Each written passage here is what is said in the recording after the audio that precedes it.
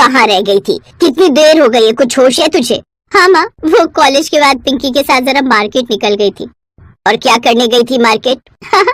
Market क्यों जाते हैं माँ? कैसी बातें करती हो आप भी? अच्छा, मतलब फिर शॉपिंग करने गई थी? हाँ, बस थोड़ी सी।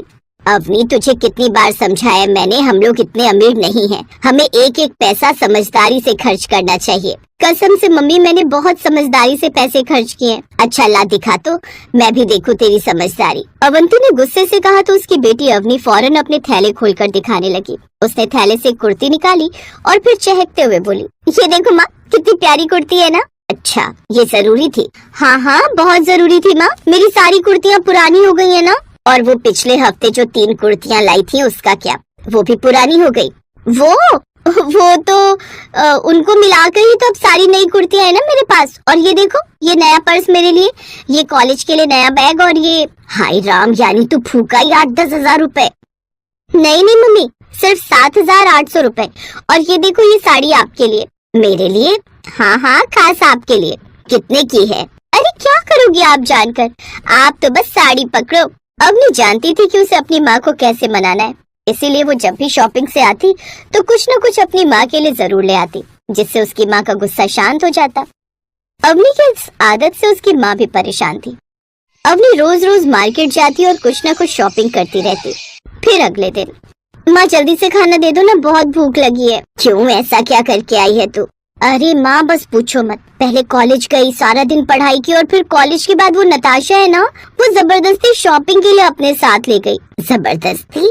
हाँ माँ, मैं तो उसे मना कर रही थी पर वो मानी नहीं। और आप जानती हो ना कि मैं मोल भाव करने में कितनी माहिर हूँ, तो सारी सहेलियाँ ना मुझे ही अपने साथ ले जाती हैं।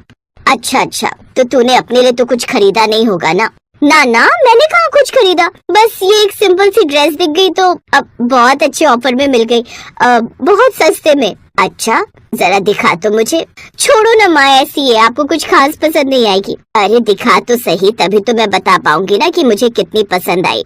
वो अवनी को बुरे वक्त के लिए जो भी पैसे देती, अवनी उससे कुछ न कुछ खरीद लाती। और अवंती अब उस सबसे तंग आ चुकी थी। देख अवनी, तेरे पापा की पेंशन इतनी नहीं है कि तू यूं ही पैसे उड़ाती रहे। और दूसरी बात ये कि ये तो तेरा घर है, पर जब तू ससुराल जाएगी तो वहाँ ये सब नहीं चलेगा। अरे ससुराल में तेरे ये नखरे कोई नहीं उठाएगा, समझी तू? अगर ऐसा है तो मैं भागकर वापस आपके पास आ जाऊंगी, कह देती हूँ। अच्छा, और फिर क्या करेगी सारी जिंदगी? पापा की पेंशन से शॉपिंग करूंगी, और क्या। अवनी की बात सुनकर अवंती भी हंस पड़ी। ऐसे वक्त गुजरता गया और फिर एक दिन अवनी की शादी हो गई। शादी में विदाई के वक्त अवंती ने फिर अवनी को समझाया, देख अवनी, मेरी बात ध्यान से सुन, थोड़ा अपनी आदत पर काबू रखना। माना तेरे ससुराल वाले पैसे वाले हैं, लेकिन तेरी ये रोज रोज की शॉपिंग की आदत कहीं तुझ पर भारी ना पड़ जाए, समझ गई ना? हाँ माँ, कितनी बार एक ही बात कहोगी, मैं ध्यान रखूंगी। अच्छा, अब थोड़ा रो भी लो, मैं विदा हो रही हूँ। फिर अवंती ने अपनी बेटी को विराट के साथ विदा कर दिया। अवनी अब अपने ससुराल आ चुकी थी। नई बहू होने के चलते उसे कई दिन घर से बाहर ही नहीं निकलने दिया गया। रोज रोज शॉपिंग करने वाली अवनी कई दिन उसे घर में बंद थी। और फिर एक दिन, अरे विराट बेटा, जब से तेरी शादी हुई है तो अवनी को एक बार भी बाहर घुमाने लेकर नहीं गया। इसे जरा बाहर घुमा ला बेटा। ठीक है मम्मी, मैं बोलता हूँ अवनी को तैयार होने के लिए।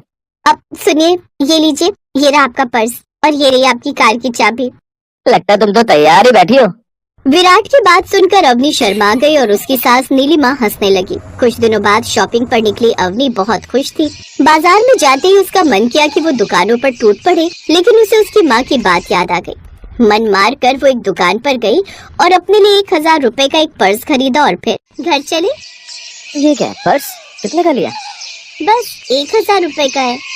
बाप रे, इतना महंगा, तुम्हारे शौक तो बड़े हैं भाई।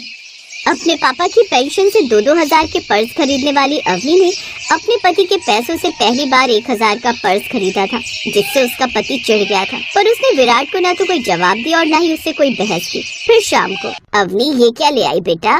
वो मम्मी जी एक पर्स लिया है। क्यों विराट, कितना पैसा खर्च करवा दिया तेरा नई बहू ने? मैं तो इसे बस गोलगप्पे खिलाने ले गया था माँ, पर इसने तो पूरे 1,000 का चूना लगा दिया।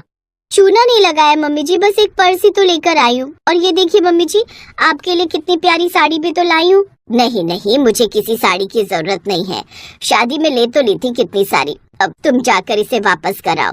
वैसे ही बहुत खर्चा हो गया मेरे बेटे का। अवनी समझ गई थी कि आगे की राह उसके लिए मुश्किल होने वाली है। एक तो उसका दाव उसकी सास पर नहीं चला, ऊपर से उसकी सास और पति ने पहले ही दिन उसकी शॉपिंग पर सवाल उठा दिए थे। वक्त बीतता गया और एक दिन जब अवनी विराट के साथ घर लौटी तो विराट गुस्से से भरनाया हुआ था। माँ, आज के बाद मैं इसे लेकर कभी मार्केट नहीं जाऊंगा।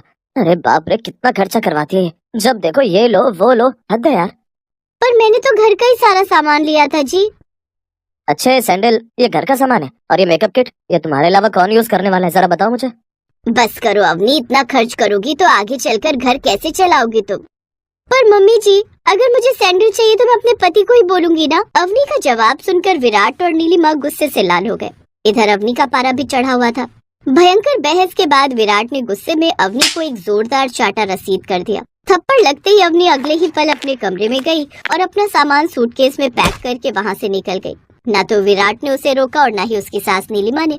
अवनी सीधा अपने मायके पहुँच गई और फिर, अरे अवनी क्या हुआ तुझे, तू रो क्यों रही और तू अकेली, अब दामाद जी नहीं आए? वो लोग बहुत बुरे हैं मम्मी। फिर एक ही सांस में अवनी ने अपनी माँ को सारी बात बता दी। उसकी बात सुनकर अवंती समझ गई कि अवनी की रोज रोज शॉपिंग की आदत ने उसका घर बिगाड़ दिया था। उसने अवनी को लाख समझाने की कोशिश की, लेकिन अवनी वापस अपने ससुराल जाने को तैयार नहीं हुई। फिर अगले दिन रसोई में, माँ घी कहाँ रखा है? घी तो आना बंद हो गया बेटा। पर क्यों मम्मी? मेरे लीवर में इन्फेक्शन निकला है, डॉक्टर ने कहा है कि ऑपरेशन होगा। 5 लाख रुपए चाहिए तो बस उसी के लिए पैसे जोड़ रही हूँ। हैं? पर कब से आपको ये दिक्कत? यही कोई 5 साल से। और आपने मुझे कभी बताया क्यों नहीं कुछ? क्या करती तुझे बताकर, मैं तुझे परेशान नहीं करना चाहती थी। और दूसरी बात, हमारे पास पैसे कहाँ थे ऑपरेशन के लिए? मम्मी आप तकलीफ में रही और आपने मुझे बताया तक नहीं, और मैं पगली शॉपिंग में वो सारे पैसे उड़ाती रही जो आपके इलाज के लिए काम आते। नहीं, ये बहुत गलत हुआ। मेरी शॉपिंग की वजह से ही आपका इलाज नहीं हुआ ना। अब